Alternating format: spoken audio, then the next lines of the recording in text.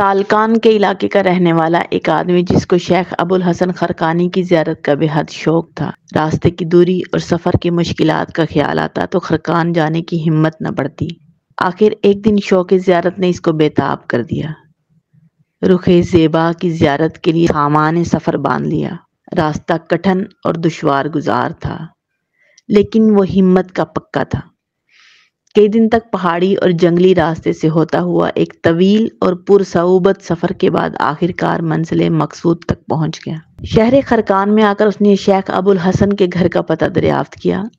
وہاں جا کر نہایت ادب کے ساتھ دروازے کی زنجیر ہلائی۔ تھوڑی دیر کے بعد ایک عورت نے کھڑکی سے جھانک کر پوچھا، کون ہے؟ اس نے جواب دیا، میں حضرت شیخ ابو الحسن کی قدم بوسی کے لیے شہر تالکان سے حاضر خدمت ہوا ہوں۔ اس عورت نے کہا، واہ میاں درویش، بھلا یہ بھی کوئی مقصد تھا جس کے لیے تو نے اتنا طویل اور کٹھن سفر طے کیا؟ معلوم ہوتا ہے تو نے دھوپ میں اپنی داڑھی سفید کی ہے۔ تمہاری عقل و دانش پر رونے کو جی چاہتا ہے۔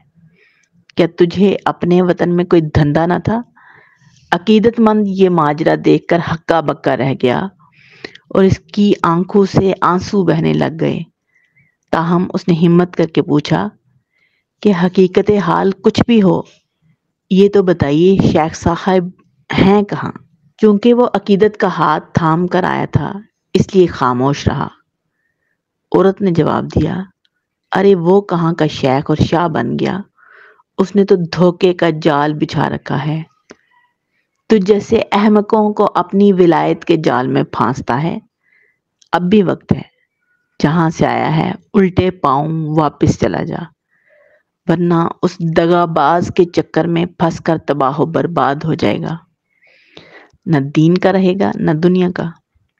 وہ بڑا حضرت ہے، اس کی زبان اور آنکھوں میں ایسا جادو ہے کہ اچھا خاصا عقل مند بھی اس کے فریب میں آ جاتا ہے۔ بھلا نبی صلی اللہ علیہ وسلم اور آپ صلی اللہ علیہ وسلم کے اصحاب کا یہی طریقہ تھا۔ ان جیسے لوگوں نے تو تقوی اور احکام شریعت کو پس پشت ڈال دیا ہے۔ آج تو ایک عمر کی ضرورت ہے جو سختی سے ان لوگوں کا محاسبہ کر سکیں۔ اب تو شیخ کے معتقد کی صبر کا پیمانہ لبریز ہو گیا اور کہنے لگا، چراغ تلے اندھیرا۔ بی بی شیخ کے انوار فیوز سے ایک دنیا جگمگا رہی ہے اور ان کی عظمت نے افلاک کی رفتوں کو چھو لیا ہے۔ چاند پر تھوکنے والا اپنے منہ پر ہی تھوکتا ہے۔ کتا دریا میں گر جائے تو پانی ناپاک نہیں ہوتا۔ آفتاب عالم تاب پر لاکھ پھونکے مارو، وہ کبھی نہیں بجھ سکتا۔ چمگادڑات کے اندھیرے میں اڑنے والی سورج کو نکلنے سے کیسے روک سکتی ہے؟ غرض درویش نے شیخ کی اہلیہ کو ایسی کھری کھری سنائی کہ وہ اپنا سا منہ لے کر رہ گئی۔ وہ آدمی وہاں سے نکل کر شہر کے لوگوں سے شیخ کا پتہ پوچھنے لگا۔ کسی نے بتایا کہ وہ جنگل کی طرف گئے ہوئے ہیں۔ یہ سنتے ہوئے وہ راہ حق کا مسافر دیوانہ وار شیخ کی تلاش میں جنگل کی طرف روانہ ہو گیا۔ راستے میں شیخ نے اس کے دل میں وسوسے ڈالنے شروع کر دیے۔ سمجھ میں نہیں آتا آخر شیخ صاحب نے ایسی بےہودہ بدتمیز اور زبان دراز عورت کو اپنے گھر میں کیوں رکھا ہے؟ عجیب معاملہ ہے، یہ میاں بیوی آپس میں کس طرح زندگی گزارتے ہوں گے؟ ایک آگ ہے اور دوسرا پانی، ان مجموعہ ازداد میں محبت کیسے ہو سکتی ہے؟ ایسے وسوسے آتے بیچارہ گھبرا کر لاحول پڑتا اور کانوں کو ہاتھ لگاتا۔ شیخ کے بارے میں ایسے خیالات کو دل میں جاگزین کرنا نادانی ہے۔ انہی سوچوں کا تانا بانا بنتا چلا جا رہا تھا کہ آخر دل نے کہا کہ اس میں بھی کوئی بھید ہوگا۔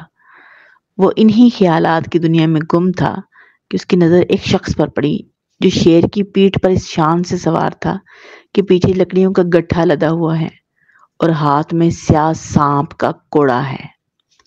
عقیدت مند سمجھ گیا کہ یہی حضرت شیخ ابو الحسن خرقانی ہے۔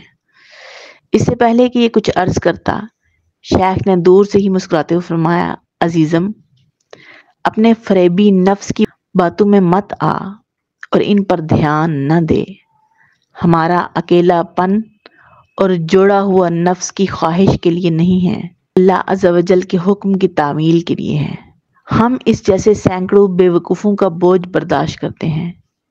یہ گفتگو میں نے تیری خاطر کی ہے تاکہ تو بھی بدخو ساتھی سے بنائے رکھے۔ تنگی کا بار ہنسی خوشی برداشت کر، کیونکہ صبر کشادگی کی کنجی ہے۔ اللہ تعالیٰ نے مجھے یہ بلند مقام اپنی بیوی کی بد زبانی پر صبر کرنے کی وجہ سے عطا فرمایا ہے۔ اگر میں اس کی ہرزہ سرائیاں برداشت نہ کرتا تو یہ شعر میرا مطیع کیسے ہوتا۔ انسان کو ہر حال میں راضی برضائے الہی رہنا چاہیے اور صبر و شکر سے کام لینا چاہیے۔